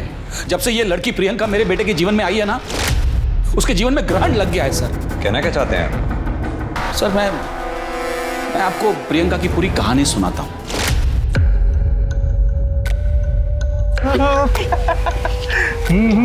चला था ना, यही था उसमें।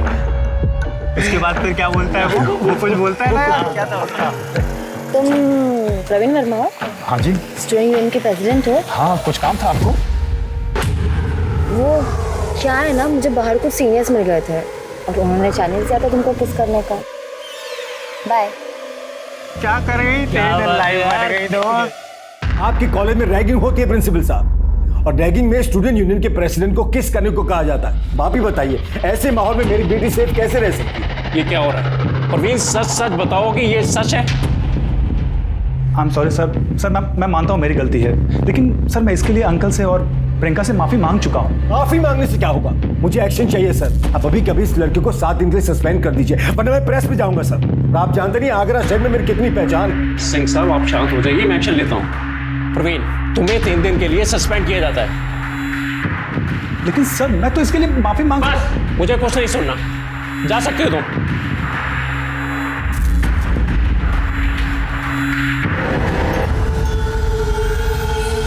मुझे ना अभी 3 दिन कॉलेज कैंपस में कहीं नहीं आना चाहिए। भाई प्रिंसिपल ने तुझे क्लास में आने से मना किया, क्लास से रेस्टिकेट किया है। कैंटीन में आके समोसे खा सकता है, टेंशन मत ले, समोसे खा ले, पकड़। अरे खा ना, इतना क्यों सोच रहा है? खा ले, कुछ नहीं होता।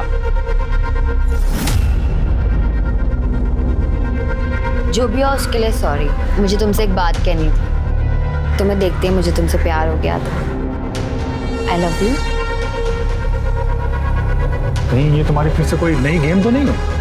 मुझे पता था तुम्हें मुझ पर ट्रस्ट नहीं होगा, इसलिए मैंने तुम्हारे नाम का टैटू बनवाया। और इस तरह उस लड़की ने मेरे बेटे को फंसा लिया था सर। उसके पिताजी को जब इन दोनों के अफेयर के बारे में पता चला ना, उसके पिताजी ने उसकी मंगनी, उसकी सगाई किसी और के साथ कर दी। और इस बात से नाराज होकर आपके बेटे प्रवीण ने प्रियंका को अगवा कर लिया, आपके घर ले आया। आपने उन दोनों को गुस्से में आकर मार डाला, जला डाला। नहीं सर, ऐसा कुछ नहीं किया है सर। मैं तो हमेशा से कहता रहा मेरे बेटे को कि दूर रहे इस लड़की से, लेकिन वो था कि पागल हुआ जा रहा था उस लड़की के प्यार में। सर उस लड़की की सगाई हो गई थी, उसके बावजूद मेरे बेटे को मिलने मेरे घर आती थी।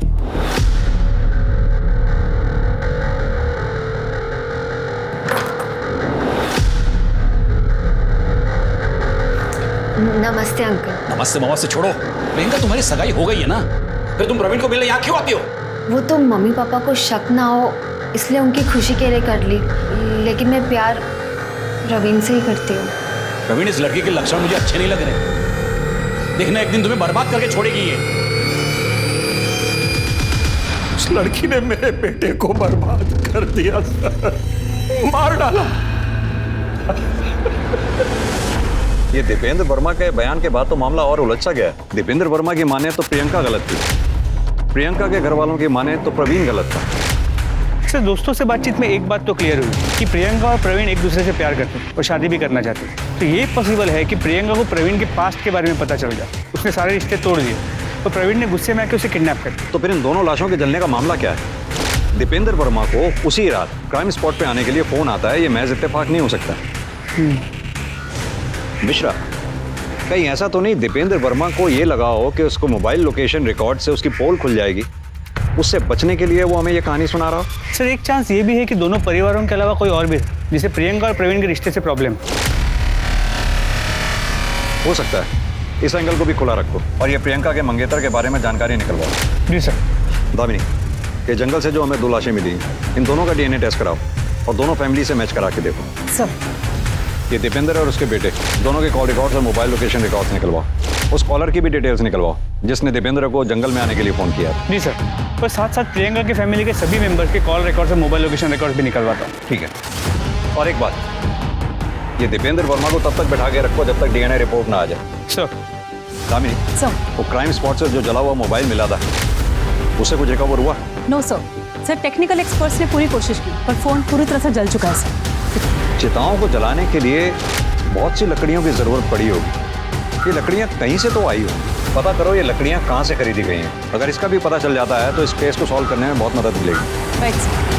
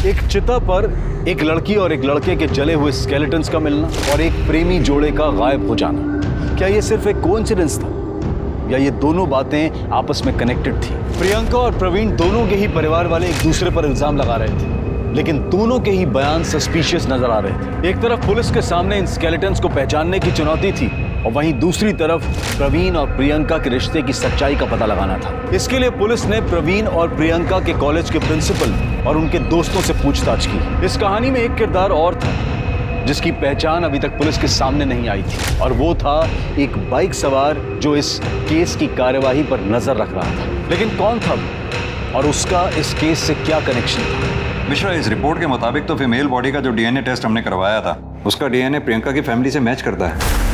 इसका मतलब वो फीमेल बॉडी प्रियंका की है। जी सर, लेकिन मेल बॉडी का डीएनए दीपेंद्र से मैच नहीं करता। मतलब वो बॉडी प्रवीण वर्मा की नहीं। तो फिर किसकी है वो बॉडी? सर, मुझे लगता है कि ये सब कुछ प्रवीण वर्मा की सोची समझी साजिश है। उसने प्रियंका की बॉडी के साथ किसी और बॉडी को जला ताकि वो हमें गुमराह कर सके कि वो दोनों बॉडीज प्रियंका और प्रवीण की थी।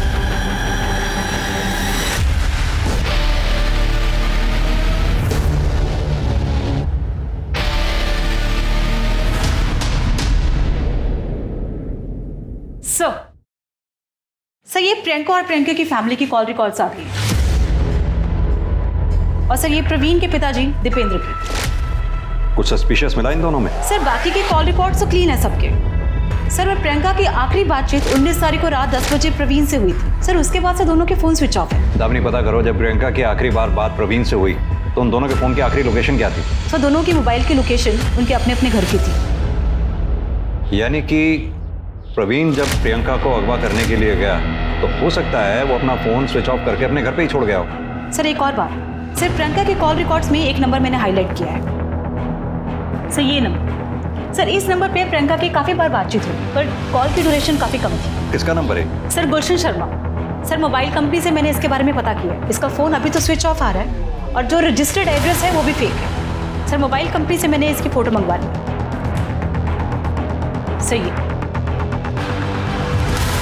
दामिनी, सर पता करो ये गुलशन शर्मा कौन है और इसका प्रियंका से क्या लेना देना है। और हाँ, वो प्रियंका की बॉडी के अवशेष प्रियंका के घर वालों को हैंड ओवर कर दो। सर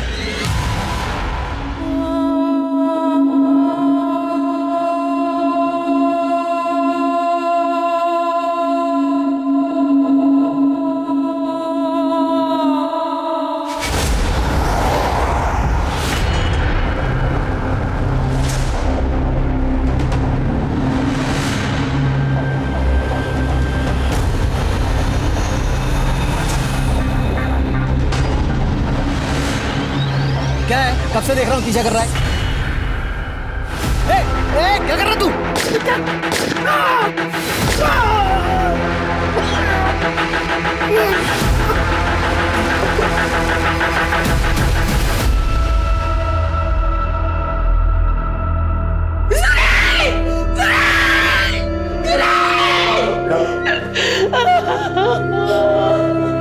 प्रतिभा जी, आपको क्या लगता है आपके भाई सुरेश सिंह को किसने मारा हो?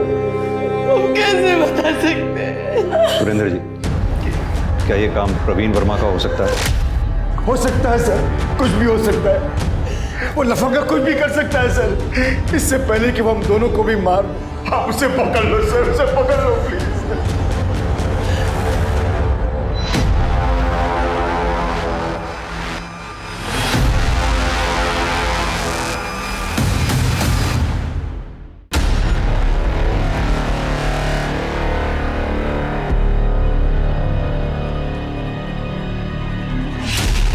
बेटा,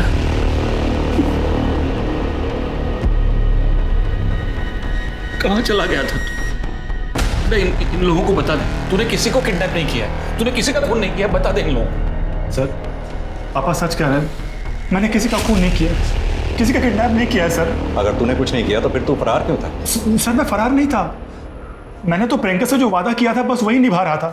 प्रवीण, मैं हमारी शादी की बात घर वालों को बताने जा रही हूँ। और अगर वो लोग गुस्सा हो गए तो? ऑफ कोर्स तुम्हें हार्म करेंगे। तुम एक काम करो, तुम कुछ दिनों के लिए ना कहीं छुप जाओ, और जब मैं बोलूंगी तब घर आ जाना, लेकिन जब तक मैं ना बोलूं कहीं मत निकलना। ओके। शादी? कैसी शादी? सर, मैंने और प्रियंका ने मंदिर में शादी कर ली थी।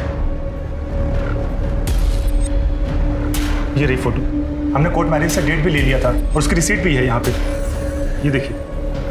ये फोटो और रसीद नकली भी तो हो सकते हैं। एक बात बता, प्रियंका के घर वाले प्रियंका की किडनैपिंग के बारे में झूठी खबर क्यों फैलाएंगे? सर, एक पॉसिबिलिटी ये है कि ये किडनैपिंग किसी और ने की होगी, क्योंकि प्रियंका के घर वालों ने कहा था कि उसने मंकी कैप पहना। चल एक बार को मान भी लिया जाए, तूने प्रियंका की किडनैपिंग और मर्डर नहीं किया। तुझे क्या लगता है ये किसका काम हो सकता है?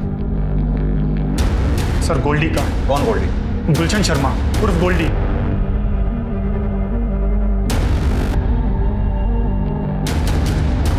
ये क्या वो? हाँ मैडम, ये वही गोल्डी है। सर, ये तो प्रियंका के पीछे पागलों की तरह पड़ा हुआ था।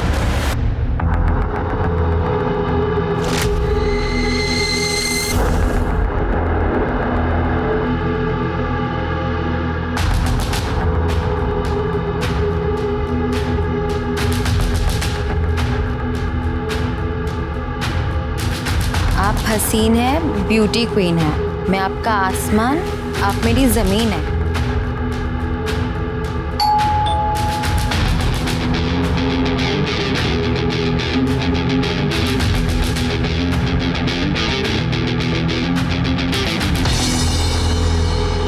टू माई लव प्रियंका, सिर्फ और सिर्फ आपका गोल्डी। कौन है ये गोल्डी और ये सामने क्यों नहीं आता ये? मुझे कैसे पता कौन है? होगा कोई सन की। अरे जिसे जानती नहीं उसका गिफ्ट क्यों एक्सेप्ट करना? चलो चलते हैं यहाँ से।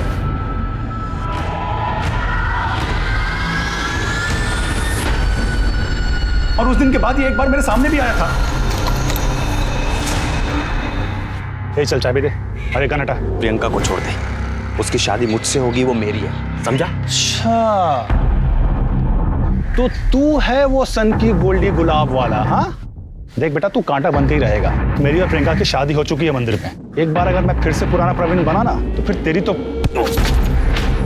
सच्चाई का पता चलने दे। प्रियंका मेरी नहीं तो किसी की नहीं हो सकती।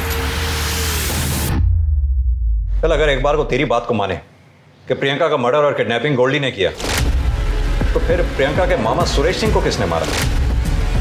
सर, मैं तो मुरादाबाद में था और ये घटना आगरा में हुई, मैं कैसे करूंगा? सर, कुछ होना हो ये काम भी गोल्डी का ही है। ठीक है, जब तक गोल्डी हमें मिल नहीं जाता, तू भी अपने पिताजी की तरह हमारी हिरासत में ही रहेगा। सिंह, ले जाओ। सर लेकिन सर हमें मिश्रा, इस गुलशन शर्मा और गोल्डी का हमारे लिए मिलना बेहद जरूरी है। अपने खबरी नेटवर्क में इसकी फोटोग्राफ जल्द से जल्द शेयर करो। सर,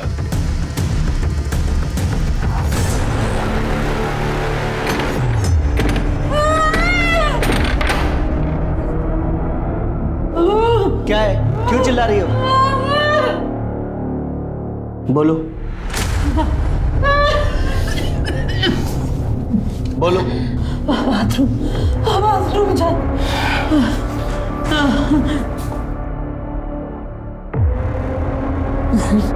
जाओ।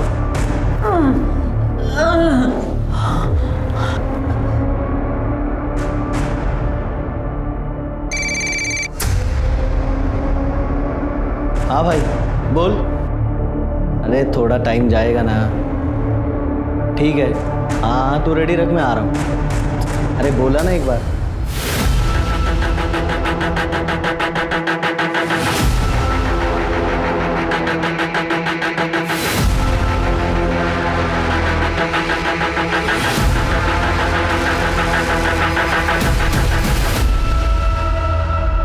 आराम से, आराम से। अब बताइए बात क्या है? साहब मेरा बेटा राजकुमार, उसको मर के इतने दिन हो गए, पर मुर्दा घर वाले उसकी लाश नहीं दे रहे। क्यों? मुझे उसके एक्सीडेंट में मरने की खबर एक दिन बाद मिली। गांव से यहाँ तक आते आते 3 दिन और बीत गए। मुर्दा घर वालों ने बोला कि उसकी लाश को मेडिकल कॉलेज में पढ़ाई के लिए दे दिया है। तो आपने मेडिकल कॉलेज पता किया? उन लोगों ने बोला कि वहाँ पर कोई लाश नहीं आई है। अब मैं वापस मुर्दा कर गई और वहाँ का अटेंडेंट कभी मिलता ही नहीं था। फिर जब मैंने पुलिस स्टेशन आने का सोचा, यहाँ पे शिकायत करने आई, तो वो मेरे पीछे पीछे आया, मुझे बेला फुसला के अपने साथ ले गया। हाँ सर, ये अम्मा सही कह रही है।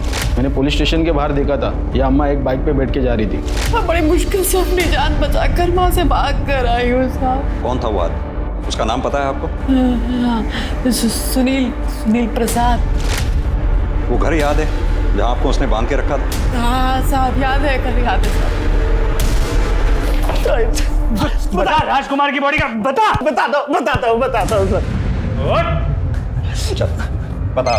सर वो 3 दिन तक बॉडी किसी ने क्लेम नहीं की, तो इसलिए मैंने मेडिकल कॉलेज के स्टूडेंट को पढ़ाई के लिए बॉडी दे दी।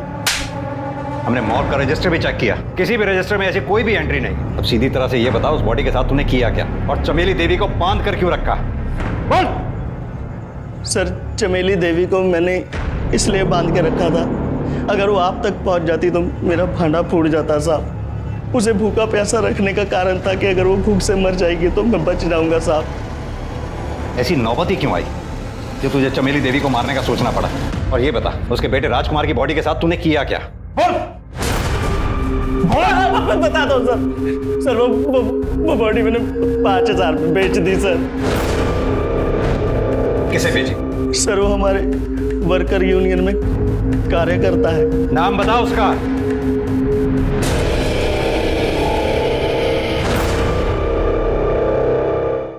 ये वो सुरेश सिंह?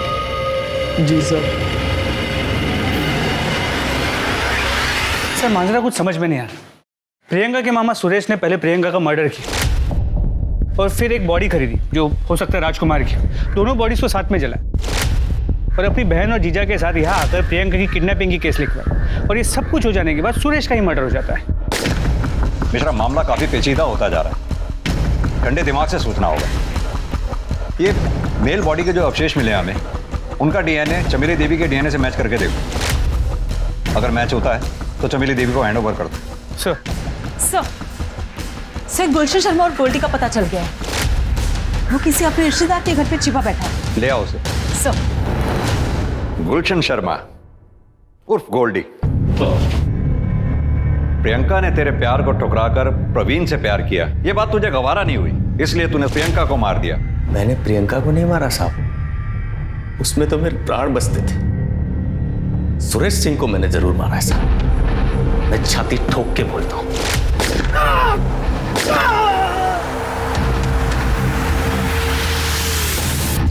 क्यों मारा सुरेश सिंह को? हमेशा की तरह 19 फरवरी की रात को मैं प्रियंका की खिड़की के बाहर गया था, उसे एक नजर देखने के लिए।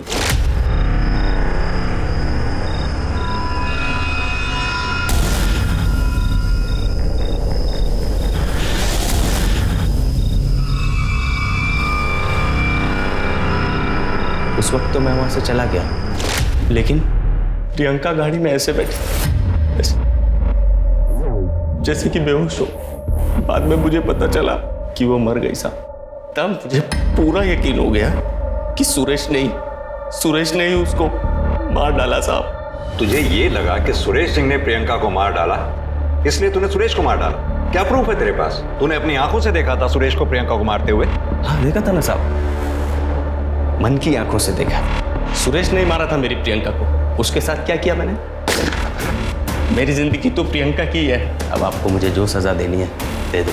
तुझे क्या सजा देनी है ये कोर्ट डिसाइड करेगी। पुलिस ने गुलशन वर्मा उर्फ गोल्डी पर सुरेश सिंह के मर्डर का एक अलग से केस तैयार किया और चार्जशीट फाइल कर दी।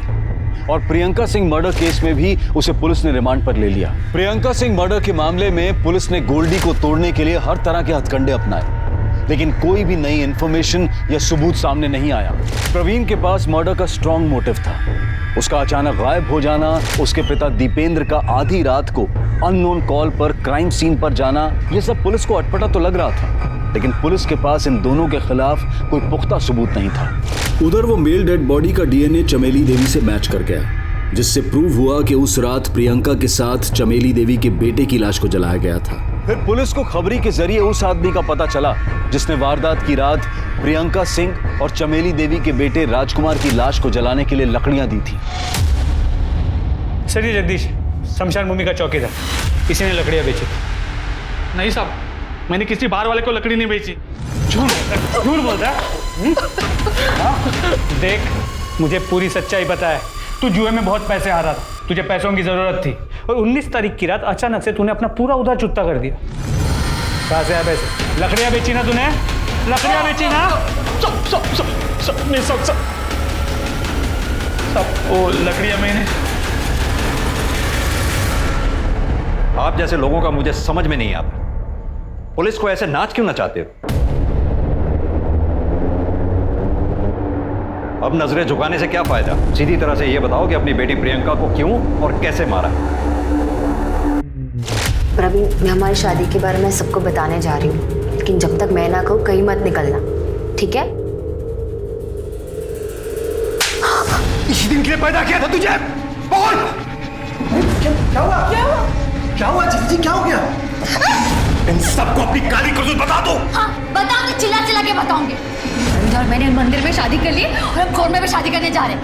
आपको जो करना है, आप हमारे कुछ नहीं बिगाड़ सकते। तुम हमारा मान सम्मान सब कुछ बिगाड़ दो, हम तुम्हारा कुछ नहीं बिगाड़ सकते।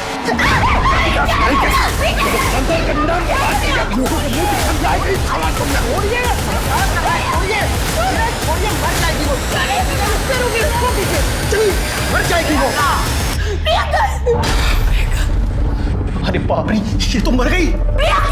दीदी चीखो मत, पड़ोसी आ जाएंगे। जीजा जी सुन रहे हैं आप? इसकी लाश को ठिकाने लगाना पड़ेगा, मर गई ये। एक काम करते हैं, इसकी लाश को ठिकाने लगाते हैं और ऐसा करेंगे कि लगे कि प्रवीण और प्रियंका दोनों मर गए, और फंसाते हैं प्रवीण के बाप को इसमें। मैं उसको फंसाने के लिए फोन करके बुलाऊंगा। हेलो। हाँ दीपेंद्र वर्मा। सुरेश ने मुर्दाघर से लाश का जुगाड़ किया। मैं शमशान जाकर लकड़ियां खरीद लाया। मैं लाश और लकड़ियां लेकर जंगल पहुंचा, चिता तैयार रखी। फिर सुरेश वहां प्रियंका की लाश को लेकर पहुंचा। दूसरे दिन सुबह हमने किडनैपिंग का केस रजिस्टर करने का प्लान बनाया, और उसकी सारी प्लानिंग सुरेश ने की। अरे जीजा जी क्या कर रहे हैं? ऐसे मारेंगे ना तो पुलिस को पता चल जाएगा। चुकी सुरेश मत करिए। क्या कर रहे हो? दीदी आंख बंद कर, आंख बंद। फिर आप लोग पुलिस स्टेशन आए अपनी बेटी प्रियंका के गुमशुदगी की झूठी कंप्लेंट लिखवाने। प्रियंका पर मुझे गर्व था। बचपन से लेकर जवानी तक उसको मैंने एक बेटी की तरह पाला, और उसके प्यार और शादी वाली बात में बर्दाश्त नहीं कर पाया, और उस गुस्से ने मेरे हाथों मेरी बेटी का खून करवा दिया। गुस्सा नहीं, सोच, एक गलत सोच तुम्हारे झूठे अहंकार पे हावी हो गई, जिसकी वजह से अपनी बेटी प्रियंका का कत्ल कर दिया, ऑनर किलिंग। सुरेंद्र सिंह, तुम्हें तो मैं ऐसी सजा दिलवाऊंगा, कोई भी माँ बाप ऑनर किलिंग से पहले 10 बार सोचेगा। प्रियंका सिंह मर्डर केस में प्रियंका के पिता सुरेंद्र सिंह के साथ साथ उसकी मां प्रतिभा सिंह पर भी केस चलाया गया, और दोनों को सजा भी हुई। ऑनर किलिंग ये एक बेहद गंभीर विषय है। विकास के इस दौर में लोग अपनी बेटियों को आज scientist, sports person, pilot, doctors, engineer और ना जाने क्या क्या बना रहे हैं, लेकिन उन्हें अपनी मर्जी का जीवन साथी चुनने का हक नहीं देते। हमारे समाज के लिए बहुत ही शर्मनाक बात है। प्रियंका के पिता ने एक संसार को ना बसने देने की जिद में अपने हंसते खेलते परिवार को बर्बाद कर दिया है। अब मैं अनूप सोनी आपसे विदा लेता हूं, फिर मुलाकात होगी क्राइम पेट्रोल सतर्क में एक और नए केस के साथ। तब तक अपना और अपने परिवार का ख्याल रखें, सतर्क रहें, सुरक्षित रहें और देखते रहें क्राइम पेट्रोल सतर्क। जय